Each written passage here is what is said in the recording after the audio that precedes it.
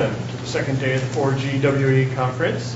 Our panel today, this morning, is about development tools for 4G hardware and software. And Frank Schirrmeister from Synopsys will be leading off things here. There'll be a little bit of switch up with the break because Frank wants to make sure that the way the presentations go through seamlessly. So I think the first break will be a little bit later than like scheduled, 15, 10 o'clock. But everything will end at the same time, so you'll be able to go to other sessions after the two sessions. So, Frank, take it away. Okay, perfect. So, welcome to the second day, I guess, of the 4GWE conference. I attended last spring in Miami, the conference, and Carl Ford approached me whether I would be interested in putting together a hardware-software track more geared towards implementation. So that's what I've done, given that Synopsys is a provider of tools, we basically went out and got help from partners in our ecosystem. So what we have done is I put together with Chris Rowan from Tensilica and Frank Vince from Steepest Descent, really three portions, and it's only a snapshot of the ecosystem really, which we put together here. But it gives you will give you a good impression about the algorithm side, the implementation options when you go into hardware software, and then some of the development tools you may need for this. So just to motivate this before I hand it right away to Frank, looking here at things Guru Steve Jobs says, he basically in an interview mentioned that in the future the phone will be differentiated by software, no longer by the actual items in purely the modem. But it's also the hardware. So Apple made that very clear when acquiring PA Semi, where they basically say, well, we're also doing system on chips for iPhones, and they will use that as continuation. So it's really a mix of hardware and software. Neither hardware is taking over software completely, nor is it the other way around. So what we have done is we have looked at the 4G development challenges, and we kind of identified three parts of it to give you a flavor of the implementation challenges, and then some of the solutions. Given that we are all vendors, I'll apologize in advance. We'll keep it as technical and as pitch-free as possible. But of course, at the end of the day, some of the things we'll present will be supported by the solutions we have. Things like training and algorithm knowledge, Steepest Descent brings to the table, processor design and subsystem knowledge, Tensilica brings to the table, and of course some of the tool challenges we deal with on the Synopsys side. So the first challenge when you do something in the 4G domain is you need to decide on the right algorithm and optimize it. So that's purely algorithmic. You haven't done any decision yet on hardware-software implementation. And that's really where Steepest Descent's expertise comes in. They are a team out in Scotland being very involved in the standardization, the 3GPP working groups and so forth.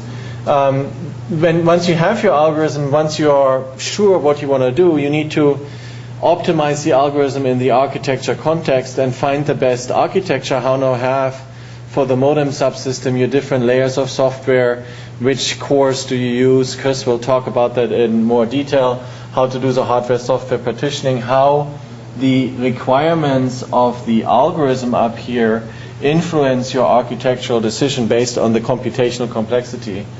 And then you need to figure out how to integrate this with the rest of the chip, right? Given the integration capabilities, those modems and the application subsystems may end up being on the same chip.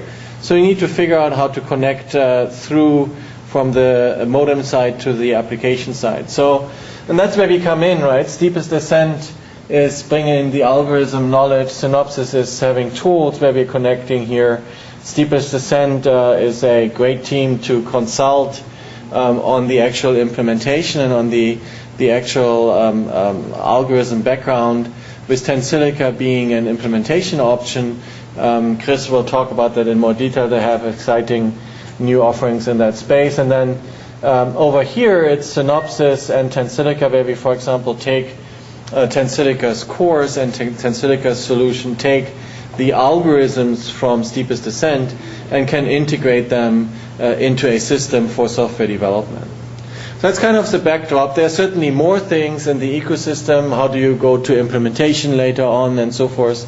But this is a good set of challenges to start with. And with that, I'm handing it over to Frank to give us a brief overview really about the algorithmic challenges, which then will motivate how you implement it. That's what Chris will do. And then after the break, we'll move out the break about 10, 15, 20 minutes. It's difficult to divide 3 presentations over 2 sessions, so let's do the first two presentations, then take a break, and I'll close it up with tying it together through the tools. So Frank? Oh, yes.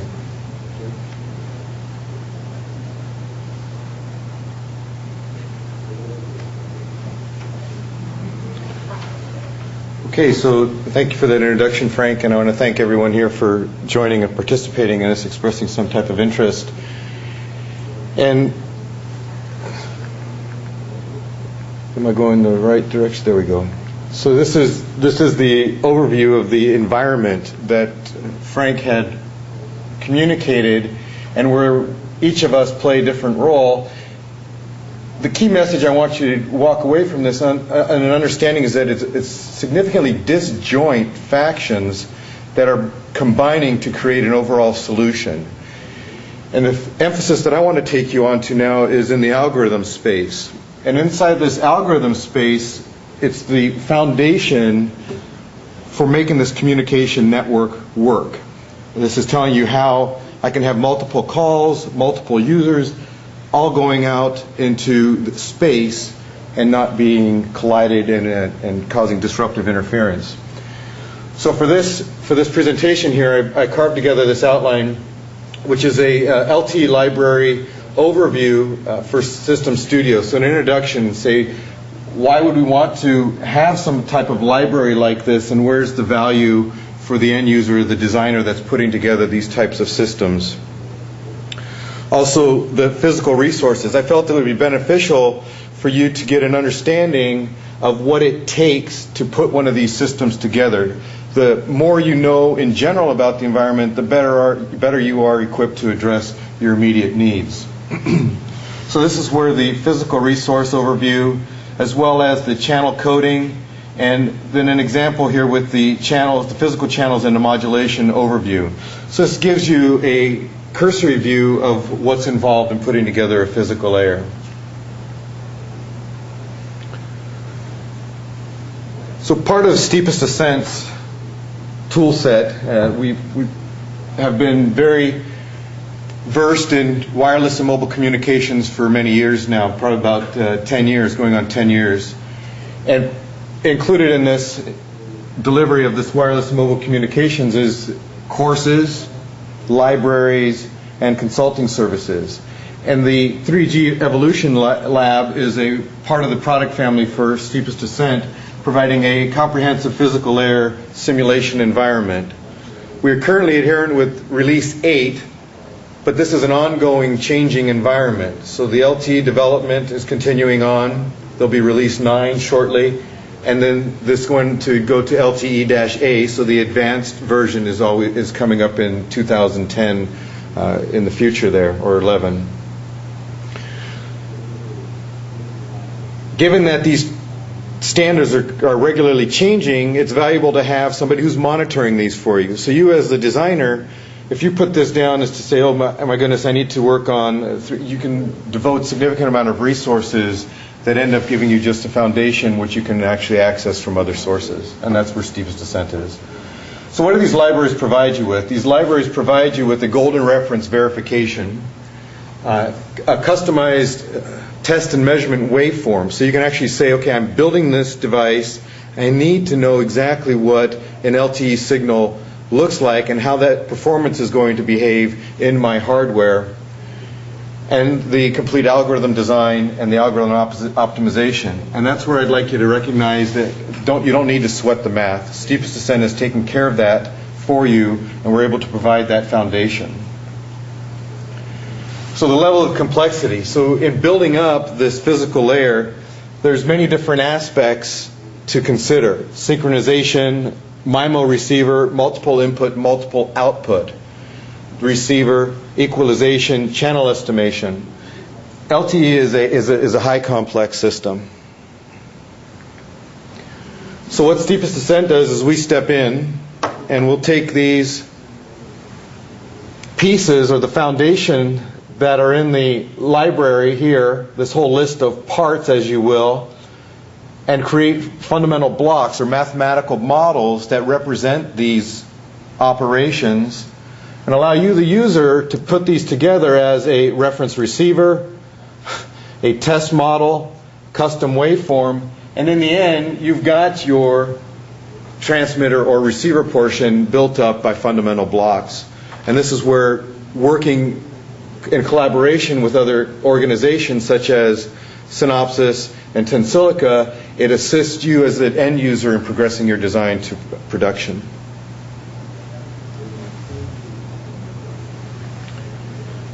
Please feel free to interrupt if there's something that that catches your eye or something on the slides that you'd like a little bit more information on. Can I just have you go back 2 slides just for a moment? Right there. Thanks. Got it. Now you can go back in. Thanks. A little bit on the library overview. So physical layer blocks. What do we offer in our library? Channel coding and decoding, modulation and demodulation, and then the transport and physical channels. So this is an uplink and a downlink, and then these are broken up into separate channels that provide for the standards implementation of this LTE communication system.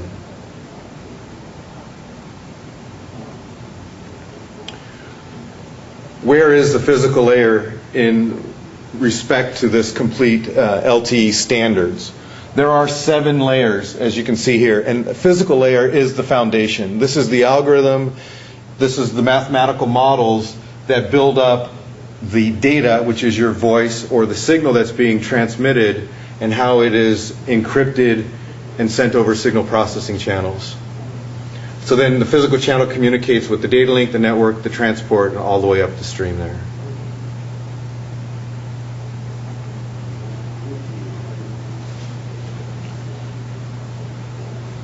Downlink and uplink FDD, frequency division duplexing, transmit and receiver processing chain.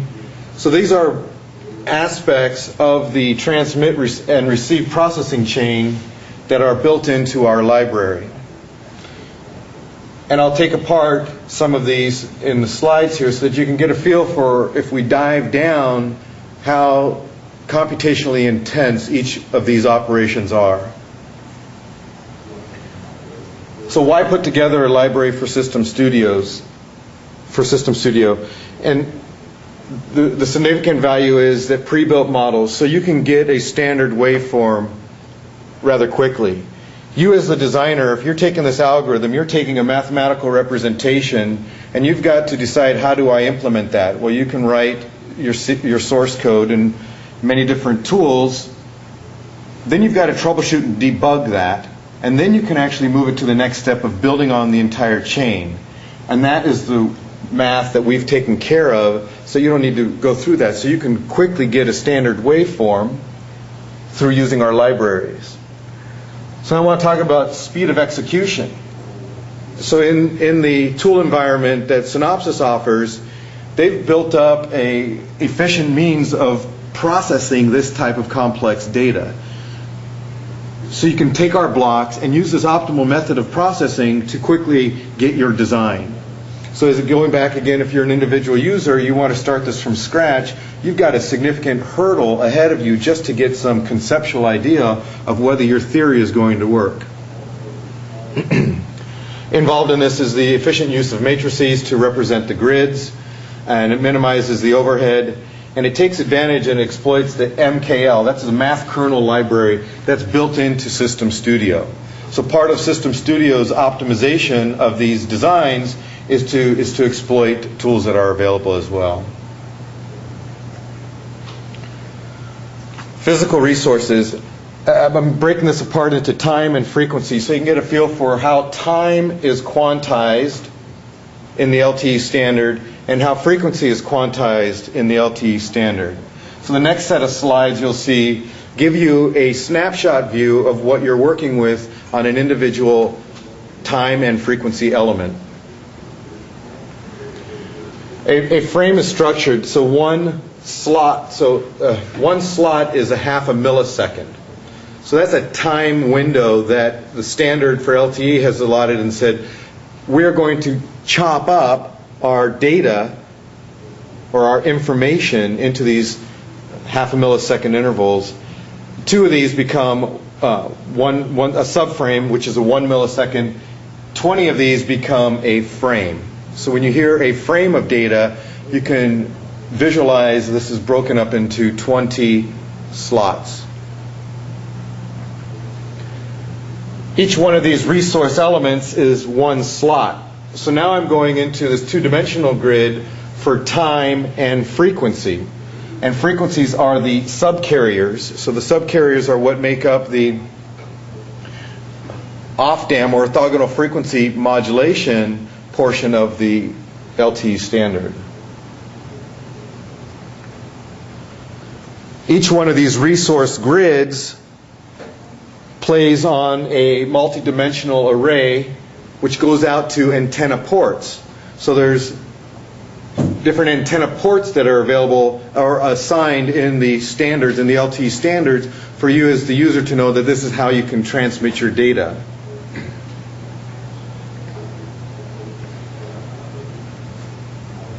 Okay, so channel coding. So now I'm going to dive down into one aspect of this LTE standard and talk a little bit more about what goes into each of these slots.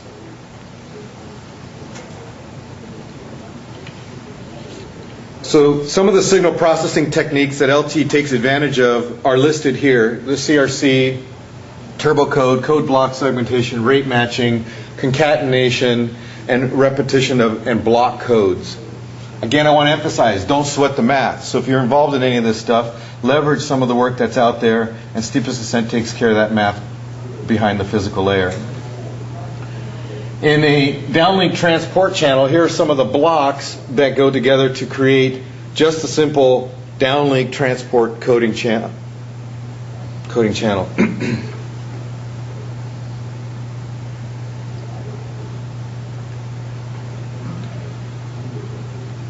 A separate one is the downlink control information coding. Again, another channel that's allocated in this LTE specification, but it uses different signal processing techniques to create this signal. So the data and control on the physical uplink shared channel looks something like this, where the data comes in a series of bits, has signal processing done on it, and then the control channel is mated with this, so it is multiplexed together and brought together to create a bit stream.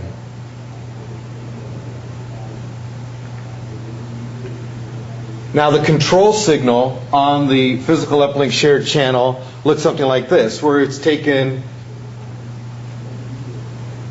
the channel quality, each one of these blocks. So they've encoded these blocks, put these together to create the control channel.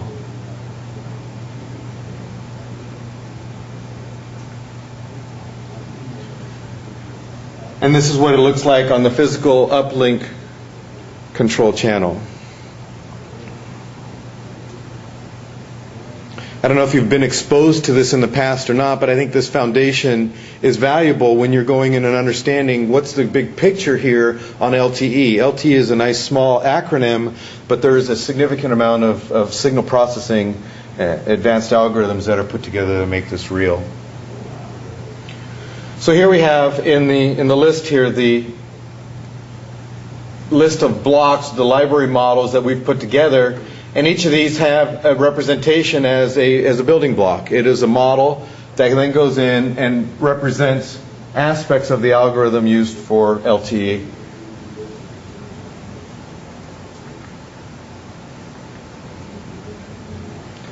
What does one of these blocks look like? So they are parameter models, parameterized models. We've taken the mathematics behind these and understood where the variability comes in customizing a user's design, and provided these as parameters that the user can define when implementing these blocks in a simulation environment.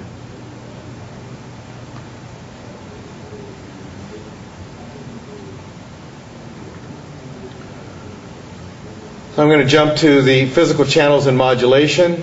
Physical channels and signals in the LTE, the processing chain mapping is to a resource grid. So I've given you the pieces earlier where we have a slot, we have a resource grid, and I've given you the signal processing that goes into each one of these things. And I'm going to look at what this looks like physically on a resource grid, and then talk a bit about the LTE library for System Studio. So physical channels, this is a set of resource elements carrying information originating at higher layers. So these layers that are above the physical layer need to communicate to the physical layer to let the design of the LTE follow through on a particular implementation. As well as physical signals, it's a set of resource elements carrying information. This is not originating at higher layers. This is typically the communication that goes on. Sorry, can you say that again? So one is originating from higher layers. So higher layers need to communicate to the physical layer to design, to set a particular flow. Physical signals is your voice or your signal that you're transmitting. So that comes up, and that is not originated from the higher layers, and that's passed down to the physical layer as well. So it's mating these two pieces together to provide the encoded or the signal processed signal for LTE. Okay.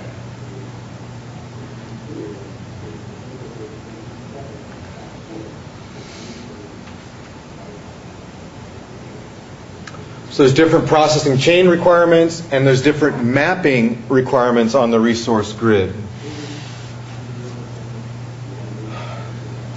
So let's take a piece of this where the physical data shared channel. So this is a data channel and the processing chain. As far as signal processing goes, it scrambles the data. So it's throwing data around intentionally.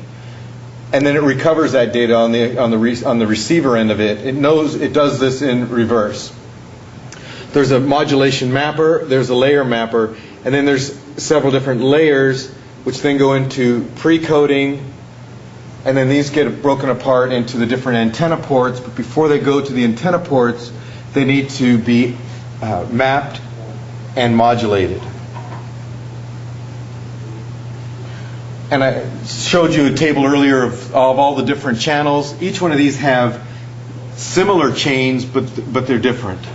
So there's a lot of the signal processing technique that's involved in each one of them, but some of them don't require the quality of data maintained. So when you need a high quality of data maintained, we're going to put on more signal processing so that you have a better chance of recovering that data.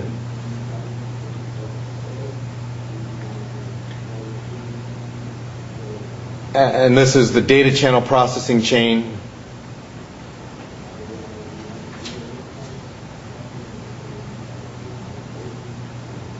I won't go through all these slides. This is something I'd like you to get a feel for. So we had one of those time slots onto a resource grid. If we break apart what's allocated in these time slots, the standards has mandated that particular locations hold true to the cell-specific reference signal, the primary synchronization signal, and the secondary synchronization signal. So that when one slot comes in, you look in a space, you're going to find that piece of information, and you'll be able to align yourself to the rest of the data, the information that's coming, so that you can then recover that. So these are part of the standards that it says you must use these locations. So in effect, that's all reserved and everything else is for your use. Exactly. And so here's the map of the physical channel and how much goes into each one of the physical channels on an individual resource grid.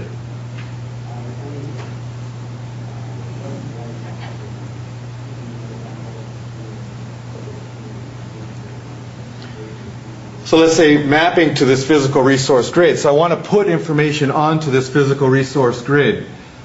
Well, there's equations that describe this. And you can take a look at these equations. You can understand what's going on here. And now physically writing out code to implement this and validating and verifying that your code is correct, it introduces a significant amount of effort and a big headache if you're trying to do this from scratch. So there's these tools available. In particular, the mapping inside of the LTE library lets me have a pull-down menu asking me the specific parameters to be defined, and then as the user goes to one to the other, you know exactly where things are at.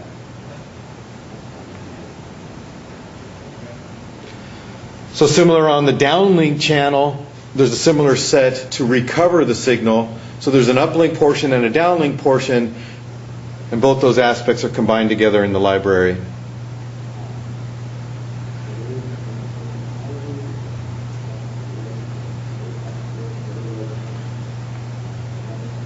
Supported uplink physical channels and physical channels.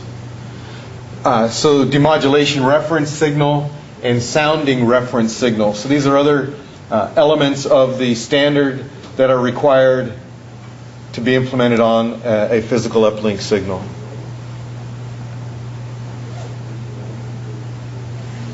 Again, I won't go through this. I'll show the slide. You have the handouts.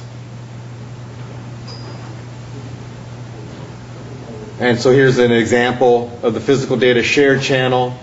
The operations for modulation are the scrambling, symbol modulation, layer mapping, and pre-coding. Reference signal generation, mapping it to the resource grid, off-dam modulation, which involves the inverse Fourier transform, a cyclic prefix, and windowing. So I showed a slide earlier that had these pieces where it went through the blocks, but inside of each of these blocks, the off-dam modulation, these are some of the subset processings that are required. And so this example walks through that. I'll display it, briefly discuss it, and just introduce you to it here. So the processing chain, in this case you see the blocks. This is a scrambling, a modulation mapper, the layer mapper, and the pre-coding. Inside of the System Studio block, those are the blocks that you see there, the yellow blocks, the scrambler, where you'll have data brought into this. You'll have a scrambler, the symbol modulation, the layer mapper, and the precoder. So these blocks are predefined mathematical operations that adhere to the LTE standard that allow you to quickly implement these. Could you just go back to the slide for just 1 second? Thank you.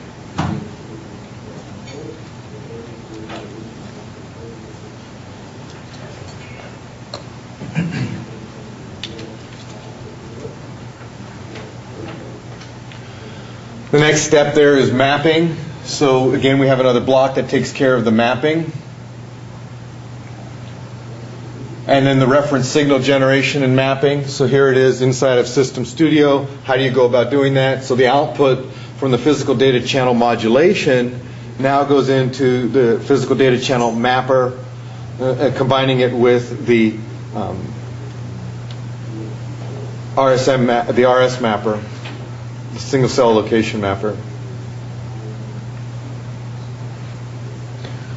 And then we apply the off-dam modulation.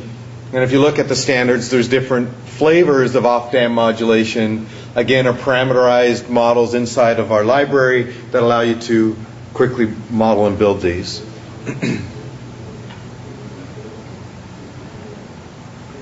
Here's a snapshot of the parameterized blocks so that you can assess what the parameters are for each of these.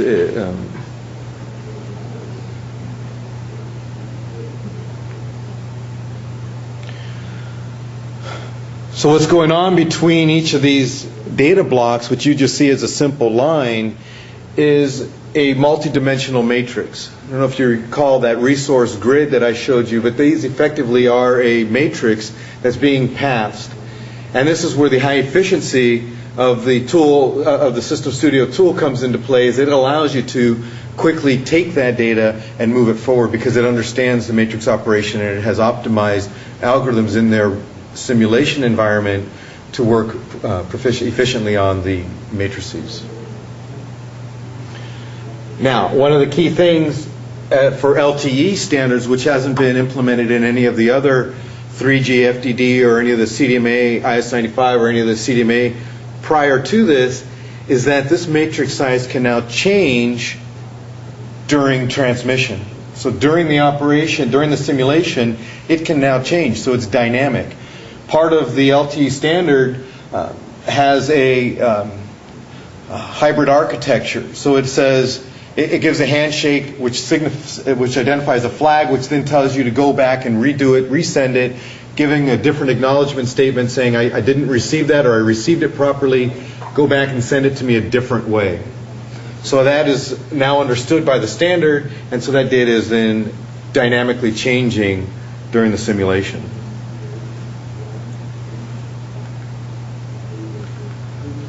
So let me summarize. I gave you a significant amount of complex information on the physical layer, but I wanted you to be aware. I think it's essential as anybody who's involved in any of the telephony or IP or LTE to understand different pieces of the equation here.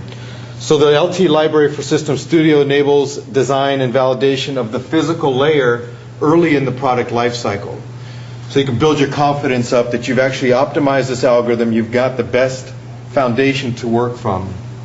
The full channel coding and decoding capability, and it uses authentic data. That's another piece of the equation that's critical.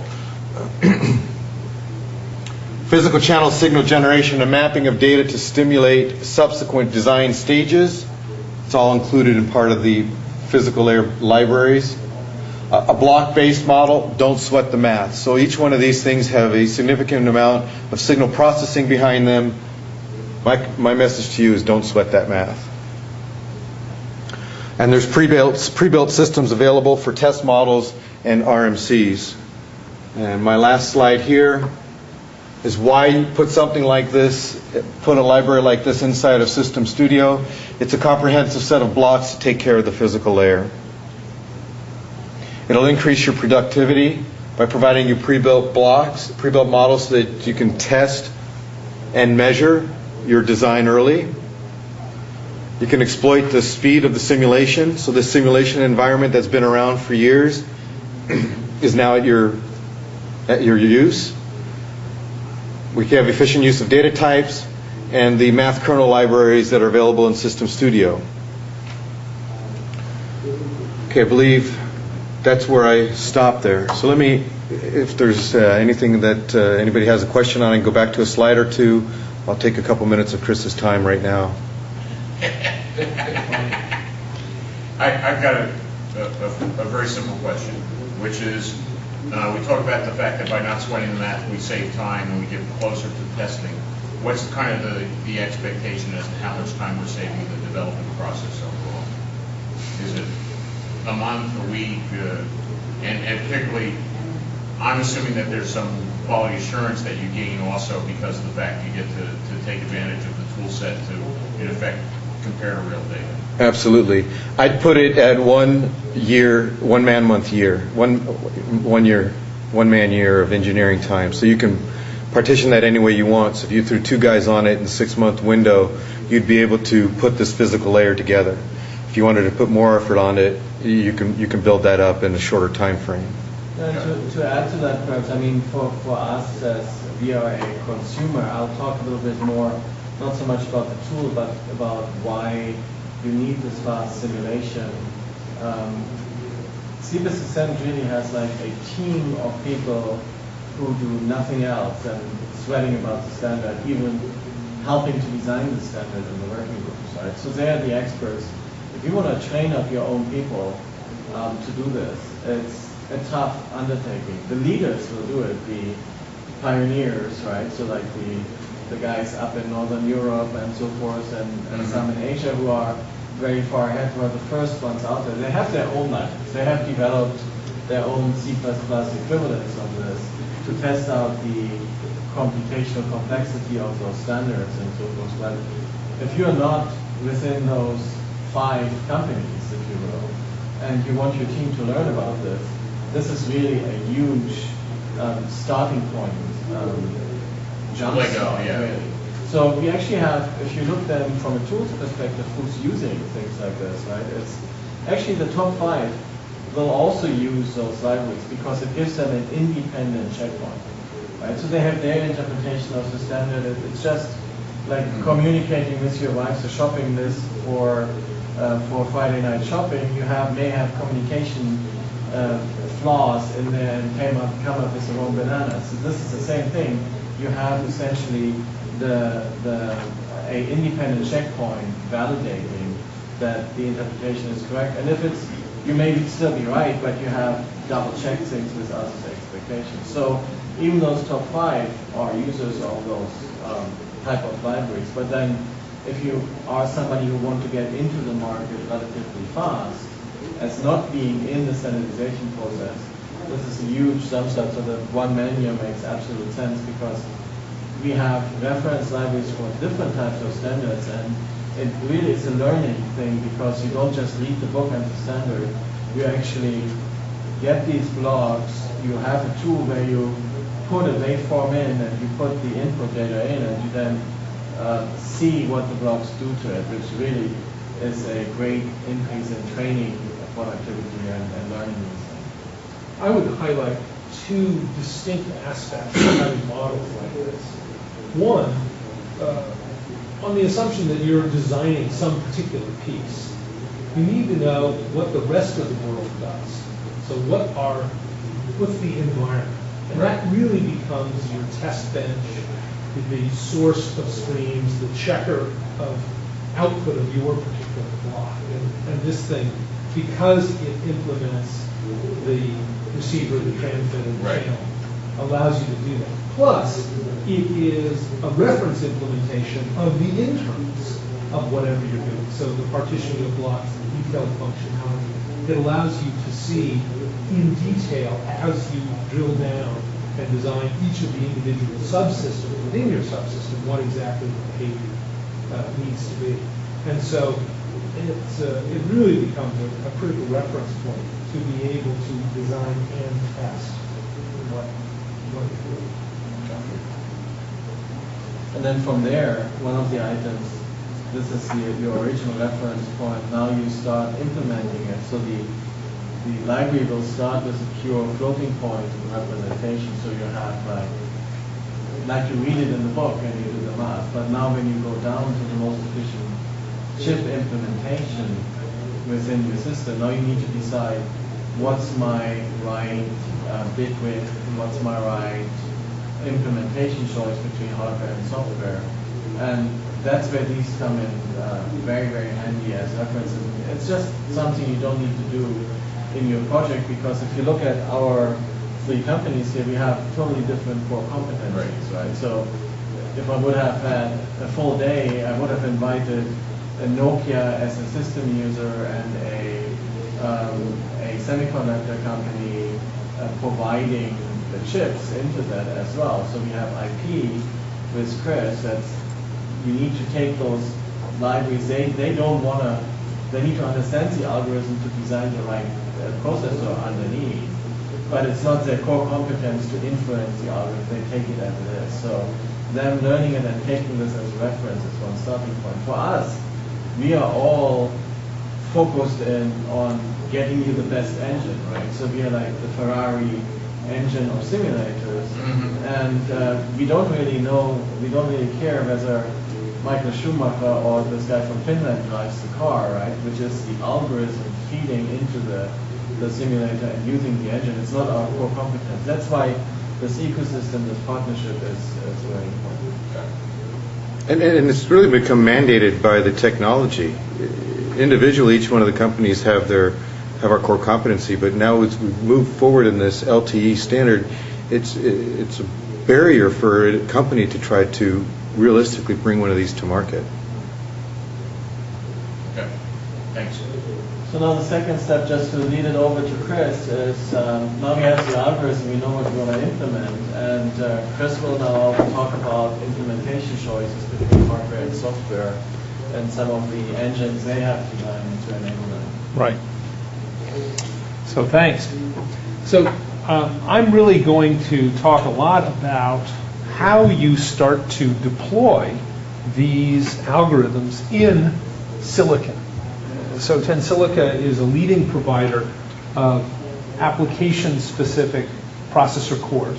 That is, we develop the key microprocessors and the associated software that are then used typically by semiconductor companies to implement these wireless system-on-chip devices for use in handsets. So we'll also reference the same picture here that Frank started with, which is you really have a complex design chain which starts from an understanding of the standard and the modulation and coding methods being used, which are increasingly complex, and then have to start thinking about how you take fairly sophisticated math and realize it as some combination of hardware and software. And these key issues of what do you implement in a hardwired fixed fashion and what do you implement in software running on a processor are very critical decisions, because on the one hand, the conventional wisdom is the more you implement in dedicated hardware, the smaller and lower power your system will be. And on the other hand, the more you implement in software running, for example, on a digital signal processor, the more flexible and adjustable and versatile the system will be to handle multiple standards. And so all of these questions of how you partition the functionality between what's in hardware and what's in software are quite critical to the overall flexibility, cost, power, size parameters of a final solution. And then, regardless of what you've ended up doing in hardware and what you've ended up doing in software, you've probably ended up with some pieces of specialized hardware, and you've almost certainly ended up with some pieces of software. Nobody would implement this as 100% hardware. Nobody is just going to say, well, you know, an x86 is a pretty good processor. I'm going to put enough x86s into my cell phone to be able to run all the protocols. I've seen some implementations like that in base stations, and you see this board with heat sinks and a whole series of 150-watt chips on it. Might work in a base station, but when you have something this size, it's just not going to work in a handset. And so it's always going to be a combination of these two things. And that means that you've got a complex integration, not only of hardware and software, but you have all of those different layers, from physical layer, the MAC layer, the various application layers above, which are going to end up increasingly on one piece of digital silicon. A handset is moving towards an all-in-one model. So you've got application subsystems, modem subsystems, video, audio, display subsystems, all working together on ultimately some chipset hardware platform with probably millions of lines of code, which ultimately represent the total set of applications. So I'm going to look a little bit at the underlying baseband trends and look at a category of processing engines that we generally call data plane processors, as distinct from application processors. And then talk about the different ways that people reach for performance. In what cases they're going to design new hardwired logic, typically in a language like Verilog, that implements acceleration of certain key functions. In which cases they are going to extend their processors with special purpose instruction sets that serve very much the same role of accelerating certain functions. And in what cases they're going to take more general purpose DSPs optimized for baseband, but not optimized for specific functions, and use those as the basic building block. So these are the different flavors of Lego blocks that we as designers have to play with. And our goal is to figure out which is the right combination, both reflecting the target applications that we're trying to implement, but also typically reflecting the legacy of the